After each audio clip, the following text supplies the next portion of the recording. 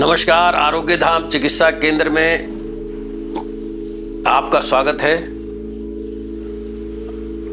Mother Ganga की land Rishikesh और गंगा यमुना की लैंड मुजफ्फरनगर से डॉक्टर राकेश अग्रवाल, जो 45 साल से चिकित्सा सेवाएं दे रहे हैं एज वैद्य रत्नम, आज आपसे बात करेंगे हाई ब्लड प्रेशर के बारे में। हाई ब्लड प्रेशर जिसे हाइपरटेंशन कहते हैं, 10 में से 9 लोगों को जो ब्लड प्रेशर होता है उसका नाम है प्राइमरी हाइपरटेंशन, और 10 में से 1 मरीज को जो ब्लड प्रेशर होता है उसका नाम है सेकेंडरी हाइपरटेंशन। आज मैं इसमें जनरल बात करूंगा आपसे, या ये कहे कि मुख्य रूप से जो ब्लड प्रेशर होता है उसका कोई कारण नहीं पता, परंतु कारण जो है वो जो पता है वो तनाव का है। अगर आदमी सही दिनचर्या कर रहा है या सही लाइफस्टाइल ले रहा है तो उसका ब्लड प्रेशर बढ़ने का कारण ही नहीं हो सकता। अगर व्यक्ति विशेष, हमको ये मालूम है कि बॉडी में 5 लीटर ब्लड है, अगर उसमें हम ज़्यादा चिकनाई खाएंगे तो हमारा कोलेस्ट्रॉल बढ़ेगा, लिपिड प्रोफाइल सारे बढ़ जाएंगे, तो उससे खून गाढ़ा होगा। अगर हम ज़्यादा मीठा खाते हैं तो हमारी शुगर लेवल बढ़ जाएगा।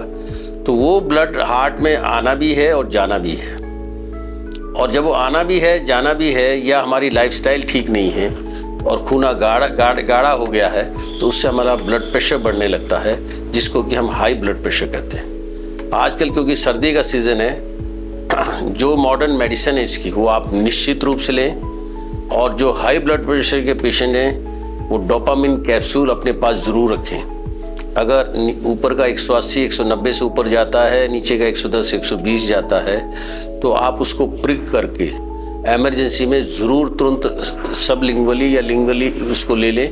कारण जब तक आप डॉक्टर के जाएंगे तब तक आदमी को CVA सेरेब्रल वास्कुलर अटैक हो जाता है, यानी कि पैरालिटिक अटैक हो जाता है। अगर उससे बचना है, हाई ब्लड प्रेशर को आपको कंट्रोल करना है, तो हफ्ते में 1 दिन उपवास करें।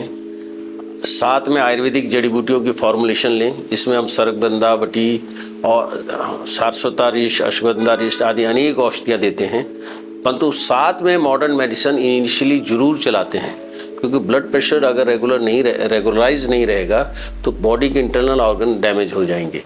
तो कहने का मतलब ये है कि जब भी आप ब्लड प्रेशर का ट्रीटमेंट कराएं, अगर आपकी मॉडर्न दवाई चल रही है तो उसको आप रेगुलर इनिशियली लेते रहें जब तक आपका ब्लड प्रेशर कंट्रोल उसमें ना आए।